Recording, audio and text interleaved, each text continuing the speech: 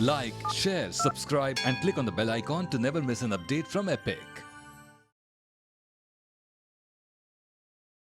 17 साल की उम्र में ही एक लड़का वेनिस से दुनिया घूमने निकल जाता है और यूरोप से पूरब को आने वाला पहला ट्रैवलर कहलाता है मार्को पोलो।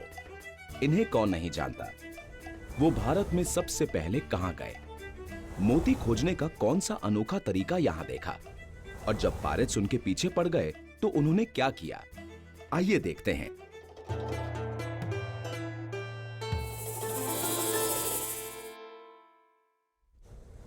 मार्को पोलो के पिता एक बड़े व्यापारी थे और कारोबार के सिलसिले में उनका अलग अलग देशों में आना जाना होता रहता था।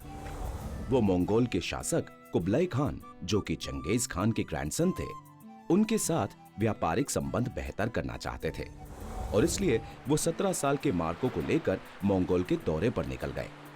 इस तरह मार्को की हिस्टोरिक जर्नी की शुरुआत हुई।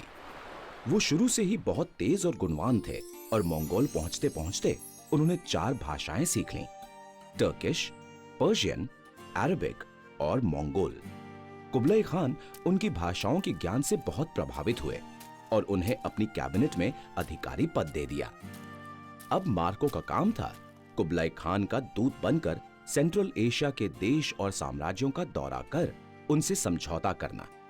ये काम उन्होंने 16 साल तक बखूबी किया और उसके बाद वापस वेनिस जाने की इच्छा जताई। कुबलाई खान ने उन्हें इजाजत दे दी। मार्को ने तय किया कि वो वापस लौटते समय भारत को देखते हुए घर जाएंगे। वो भारत दक्षिणी छोर से गए और 1292 में अंडमान और निकोबार आइलैंड पहुंचे। मार्को अंडमान के बारे में लिखने वाले पहले इंसान माने जाते हैं। वो बताते हैं, अंडमान में कोई राजा नहीं था। वहां के निवासी एक सांझे समाज की तरह द्वीप को चलाते थे। निवासियों ने धागा या कपड़ा बनाना भी नहीं सीखा था और खुद को ढकने के लिए सिर्फ पत्तों का इस्तेमाल करते थे। अंडमान से मार्को तमिलनाडु के कोरोमंडल कोस्ट गए। मार्को जब तमिलनाडु के तट पर पहुंचे तो उन्हें कुछ लोग दिखे जो बोट पर खड़े होकर मंत्र उच्चारण कर रहे थे।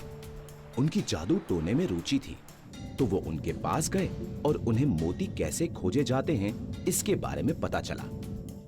मंत्र उच्चारण करने वाले लोगों को कडल कट्टी कहते थे और ये मंत्रों की ताकत से शार्क मछलियों को दूर रखते थे और गोताखोर इसी वक्त डुबकी लगाकर समुद्र की गहराइयों से सीप चुनते थे। हर 20 मोती जो वो चुनते थे उनमें से 2 वो कडल कट्टी को देते थे उनकी सर्विस के लिए। मार्को बताते हैं कि मोती खोजने का ये सिलसिला गर्मियों के सिर्फ 2 महीने ही चलता था, मगर इतने से समय में विश्व भर के मोतियों की मांग पूरी कर ली जाती थी। मार्को फिर तमिलनाडु के दूसरे तट गए, थूथकुडी। तमिलनाडु उस समय माबर साम्राज्य का हिस्सा था, जिस पर पांड्यंस का राज था। पांड्यन राज्य प्राचीन तमिलनाडु के 3 महान साम्राज्यों में से एक था। बाकी 2 थे चोला और चेरा। पांड्यन राज्य को 5 भाई चलाते थे और वो 5 अलग क्षेत्रों के शासक थे, लेकिन मिलकर राज करते थे। जो भाई मदुराई, जो कि राजधानी थी, उसका शासक था, उसे राजा माना जाता था। जिस दिन मार्को ने राजा को दरबार में देखा तो उनके आभूषण को देखकर उन्हें अपनी आंखों पर यकीन नहीं हुआ। राजा हीरे, मोती, सोने से बिल्कुल लदे हुए थे। वो बताते हैं कि राजा के आभूषणों की कीमत पूरे राज्य की संपत्ति जितनी होगी।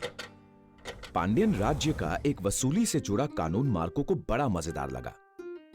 उन्होंने देखा कि एक आदमी दूसरे आदमी के चारों ओर एक घेरा बना रहा है।